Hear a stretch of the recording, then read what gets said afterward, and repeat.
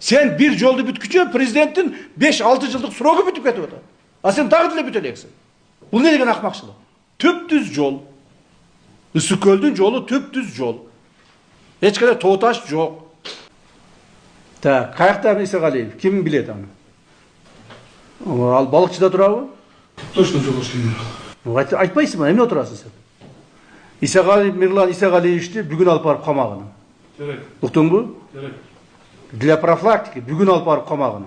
Керек. И я с ним разберусь потом. Анан демократия деселе, демократияны баягы чуулган иштерге, көтөрүлүшкө колдонбош керек да, жөн эле баягы калп нерсени алып туруп чындай кылып элге таратса эл ишене берет да.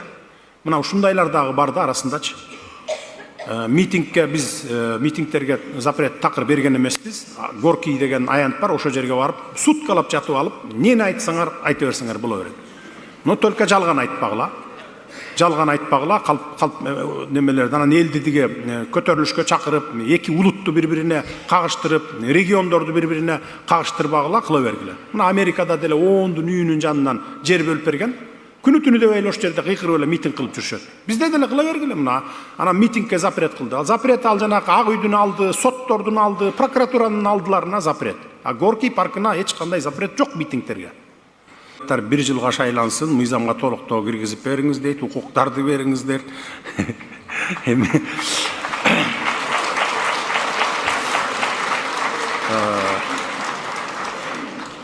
Биринчи курултайды мен указ менен өткөргөм, эсиңиздерде болсо керек. Указ менен мыйзамга киргизбей койгон депутаттар кабыл албай койгон. Жок, биз турабыз, эмне кереги бар курултайдын, анан биздин полномочиялерди талашат, анан ушинтет, биздин ордубузду ээлеп алат деп. Анан айлам кетип, биринчи курултайды указ менен өткөрүп, анан экинчи курултайга чейин курултайчыларды чогултуп, мына араңарда да отурат ошол кишилер. Депутаттарды чогултуп, эки жакка отургузуп туруп анан айланайындар, талашпайт, бул курултай керек. Депутаттар мисалы 5 жылдын ичинде ар бир айылга барганга үлгүрбөйсүңөр силер. А курултайга ар бир айылдан келет. Айылдын проблемасын айтат. Силер билбейсиңер аны. Ошон үчүн жылына бир жолу чогулуп, проблемасын айтып, түзмө-түз, ортомчусуз менен бийлик менен өкмөттөр менен айтса, анан биз жазып алып турган ошону аткарганга жакшы болот эми. А силер мыйзам жазасыңар, кабыл аласыңар, чыгарасыңар, силердин алар мыйзам жазбайт алар. Деп отуруп атып алып, анаң дегенде уговаривать этип, анан кийин мыйзам кабыл алып, мына жылына бир жолу чогулуп турсун. Анан кийин келип туруп, курултайга келип, маселени айтып, кайра барып туруп, ошо жиберген элине отчет берип, ошо менен анан полномочиясы бүтүп турсун деп, ушинтип сүйлөшүп, анан кийин араң дегенде мыйзамга киргизип, кабыл алып, анан экинчи курултайдан баштап мына мыйзам менен иштеп келатабыз. Анан курултай азыр 4 эле жыл болду, 4-чү жылга кетип атасыңар. Мындай тамтаң баскан баладай да, жаңы чуркап баткан баладайбыз азыр курултай. Анан ошону сразу эле силер айтып атасыңар, келе атка мингиз, сол оң колума камчыны бер, сол колума найзаны бер, келе ап кел деп. Анан эми кичине кое туралы, убакыт өтүш керек. Ар нерсенин өзүнүн убактысы болот. Убактысы келет да. Улумарга жардам бериңиздер. Балдарыңыздар урубасын. Дуаңыздар кабыл болсун. Аллахым жеңил сыноо берсин. Уулумдун кыйналып жашаганын каалабайт элем. Менин балам дагы балдардын катарында ойногонду каалайт элем. Алладан сурап, эч үмүтүм үзүлбөй, балам басып кетет деп ишенемин. Умар катуу орун менен күрөшүп жаткан кичинекей жигит. Ал кымбат дарылануу жана айыгууга мүмкүнчүлүк алуу үчүн сиздин жардамыңызга муктаж болуп турган учуру. Сиз берген ар бир сом Умарды дени сак жана бактылуу жашоого жакындатат. Сооп иш кылуу менен бирге Умарга ооруну жеңүүгө жардам бериңиз. Ар бир берген сомуңуз үчүн Аллах ыраазы болсун. Убакытсыз келет. Балким мына биринчи, экинчи курултайларда укмуш көп проблемаларды айтышсыңар. Укмуш көп. А үчүнчүсүндө азайды, төртүнчүсүндө мына андан бешбетер азайды. Балким барып бир жылда бир жолу курултай эмес, 2 жылда же 3 жылда же керек болсо 5 жылда бир өтүп калса не кылабыз анан? Анан баягы түшүнөм мен, курултайдын удостоверениесин көтөрүп алып, 1 жыл болобу, 2 жыл болобу, баягындай барып туруп, мына мен делегатмын деп айыл өкмөт, акимдерге баягы түз киргенге жол ачылат, башка кылат, ишимди чечип бер дейт. Болбосо мен азыр барып туруп трибунадан сени кыйкырам дейт, коркутат. Эми бул баары болбосо дагы жарымы ушундайга барат да. Мунун баарын көрүп жүргөнбүз. Bay 2005-жылы революция болгондо келип туруп тигил немеден баягы революция жасаган кыйкырчак аялдар, кыйкырчак эркектер келип туруп анан коомдук коррупцияга каршы күрөшүү уюму деп түзүп алып туруп анан ар бири бирден удостоверенияны көтөрүп алып барып туруп мына мен коррупцияга каршы күрөшүүнүн немесимин десе бизде сабатсыздар көп да. Ошондон коркконунан ишин да чечип берет экен, акча берет экен, взятка ошентип ушул күнгө чейин ошентип келди да 20-жылга чейин. Анан мен келгенден кийин жок кылдым аларды. Аны уюмду да жок кылгыла, андай удостоверенияны көтөрүп ушинтип коркутуп жүргөндөр камагыла деп туруп. Ошентип токтотконбуз. Анан эми азыр бул жерде 700 киши отурасыңар, жок эле дегенде бир 500 кишиси ошондой болот да. Ошон үчүн азыр дагы кичине көрөлү алдыда, тажрыйба топтойлу, андан кийин барып анан дагы мыйзамдарга өзгөртүү киргизүүсүн убагы келгенде мен өзүм айтамын. Убагы келет ар нерсенин. Ар нерсенин өзүнүн убагы келет. Дагы бир нерсе эсиме түшүп атат. Мына могу жаңы система кирип парламент жаңыдан шайланбадыбы? 30 округка бөлүнүп, анан ар бир округтан 3төн деп. Муну мен тетиги 2021-жылы конституция жазылып атканда эле мен айткам, мурунку эле 75 округту калыбына келтирели. Баягы 2005-жылда бир мандаттуу округтан келбедик белек 75. Ошонтип эле дегенде мыйзам жазып аткандар, баш мыйзамды жазып аткандар 100дөн ашык киши болчу, 150гө жакын киши. Бардыгы каршы туруп болбой туруп алды. 90 кылалы эң жок дегенде 75 аз болуп калат деп. Анан 90 макул дедик, 90 кылдык. Анан 90ду дагы кылып туруп, баягы эле эски партийный система деп башташты. Анан мен болбой койдум. Жок, бир мандаттуу кылып 90 округка бөлөбүзбү же башка кылабызбы, ошондой кылалы деп талаш тартыш болду. Анан кийин акыр аягында мен макул болдум, айлам кетип макул болдум. Анткени жаңы ишке киришип аткан мезгилим 56-сын 54-ün партиялык тизме менен, 36-сын бир мандаттуу округтардан деп 36 округка бөлдүк дагы, анан кийин партийнийга дагы макул болдук. Эмне үчүн дегенде, ал мезгилде баягы азуусун айга жаныган деп коебузбу кыргызда. Азуусун айга жаныгандар 30 жылдын ичинде 30 премьер-министрдин, 5 президенттин башын жуткандар каршы турду да. Бирөөсү этектен алып тартса, бирөөсү буттан алып тартып атты. Анан макул деп алардын дагы эмесине кылдым. Анан ошону алып туруп конституцияга киргизишпедиби, долбооруна. Моинтип шайланат, анан тигинтип шайланат, анан момундай деп. Анан мен токтогула дедим. 90 депутат деп эле жазып койгула, конституцияны жыл сайын алмаштырып отурмак белек. Кокус эгер керек болуп кала турган болсо. 90 депутат шайланат, 90 депутат иштейт. Булардын шайлануу тартиби жана башкалары конституциялык мыйзам менен эле аныкталат деп койгула деп туруп, анан 90ду калтырып конституцияны кабыл алып бекитип койгонбуз. Ошон үчүн конституцияны алмаштырган жокпуз дагы, мыйзамды алмаштырып, мына эми азыр убакыт келди да. Убакыт келгенден кийин мыйзамды алмаштырып, анан 30 округка бөлүп туруп, эл түздөн түз өзүлөрү шайласын деп туруп, силерге мына өзүңөргө укукту бердик мына. Анан мына 90 депутатты өзүңөр шайлап бердиңер. Мен муну мен эмнен айткым келип атат, ар нерсенин убагы келет. Силердин да мандат алчу убагыңар келип калат, келгенде мен өзүм эле айтам. Өзү эле белгилүү болот ошон. Ошон үчүн чыдап туруңуздар.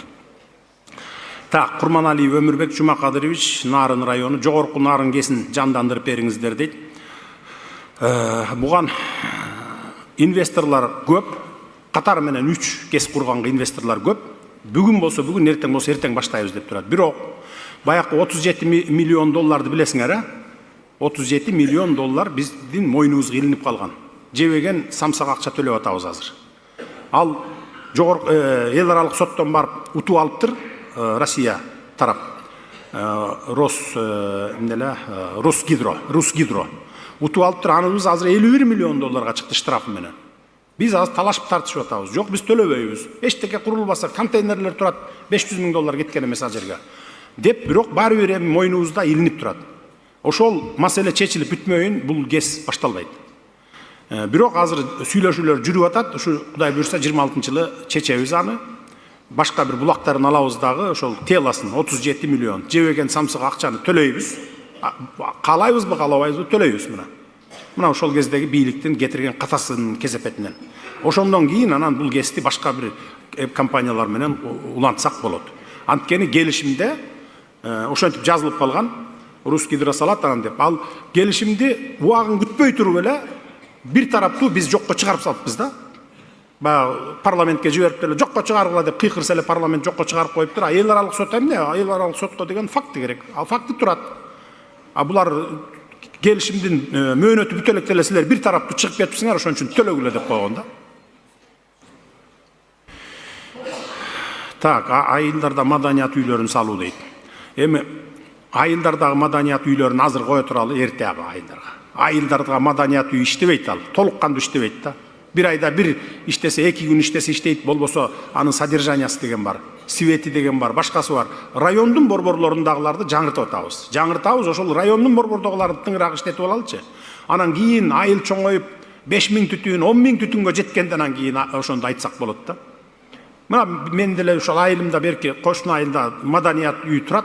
Эчтелик ким деле колдонбойт. Анда санда bir артисттер барып концерт койбосо неме деле турат. Азыр мектептерди биз жана актовый залдар менен салып берип атабыз. 100-200 киши бата турган. Ошондой колдонуп тургула айылдарда. А так маданият үйлөрү деп неме кылбагыла. Мен мунун үчүн айтып атам дегил аткаруучулар, аткаруу бийлиги. Ушу сурам деле анан ушул жерге маданият үйүн салып ийели деп госстрой жөн эле акчаны коромжу кылып ийбегиле деп атам да. Так. Москва районунан келген делегат таштанды күйүп иш болуп турат дейт. Эртең барып мен таштанды заводун ачам, ачылышы болот. Көрүп келдиңер болуш керек, көргөздүк делегаттарга деп аткан. Азыр анын мощности 1200 тонна таштанды иштетет, а бизден Бишкектен 800 эле чыгат экен. Азыр ошо Карабалтадан бияга Кеминден баштап таштандылардын бардыгын бияка чогултуруп алып келип төктүрөбүз. Аны бай прессовать этип бирдеме кылып жолдорун таап, аны эме кылат. Ал күйүп жаткан таштандыңар Кудай буйрса эмдиги жылы жок болот ал. Так. Карабаева Айсалкын Раевна Ош шаары дейт, Ош шаарынан келген экен. СИЗОдо камакта жаткандарга шарттар начар, печкаларын алып коюп жатышат дейт. СИЗО эми курорт эмес да. Ошон үчүн СИЗО. Анан печкаларды уруксат жок. Ал жерде акча төлөбөйт светке. Күнү түнү дебей сайып коет, свет кетип атат. Мамлекеттин эсебинен биз төлөйбүз. Мына силердин чөнтөгүңөрдөн чыга турган акча. А өзүнүн ичиндеги жылуулугу жетет аяга. Мен деле бир эмес 2 жолу камалып чыктым. Бирөөндө 9 ай жаттым, экинчисинде 3,5 жыл жаттым. Эч жалоба этtimби бирөөнө? Эткен жокмун. Чыдадым, анткени СИЗО деген СИЗО, түзөтүү колония деген түзөтүү колония. А жерден адамдар түзөлүп чыгат. Мурда бузулуп чыкчу, азыр эми мындан ары түзөлүп чыгат. Көрүп атасыңарбы интернетте кандай режим кирип, кандай тартипке келип калган түрмөлөрдүн ичи. Бүт тартипке келтиргенбиз. Азыр мурда элдерден кыйнап акча алып, үй бүлөсүнөн тамак киргиздирип, ушинтип атчу эмес беле? Араңарда эми болсо керек, тууган уруктар, жакындарыңар мисалы. Азыр кайра наоборот үйүнө акча берет мына. Иштеп, завод, фабрикалар, тигүү цехтери, жана башка тоок фермалары ичинде иштеп атат. 3 маал тамагы бекер, кийими дагы бекер. Мурда мына мен отурганда баягы чокойлорду жана неме го, каучуковый чокой бар го деге, тапчка. Ошолор жыртылып калганда зым менен бүрүп алып кийип жүрчү. Кыштын күнү мына. Зым менен бүрүп алып кийип жүргөндөр болчу. Эми эчтекеси жок, туугандары жардам бербейт, тамак аш бербейт, кийим бербеген балдар бар болчу мына. Азыр бардыгы бирдей кийим, роба менен, форма менен жүрөт мына. Башынан бутуна чейин зыңкыйган сапожкаларды кышкысын өзүнчө, жайкысын өзүнчө кылып туруп тигип мына берип атабыз мына. Ошон үчүн түзөлүп чыгышат да. Тигүү цехтерин койгонбуз. Эркек аялы дебей ошону үйрөнүп атат азыр. Чыккандан кийин дароо эле ошо тигүү цехтерине барып туруп иштегендей кылабыз. Так.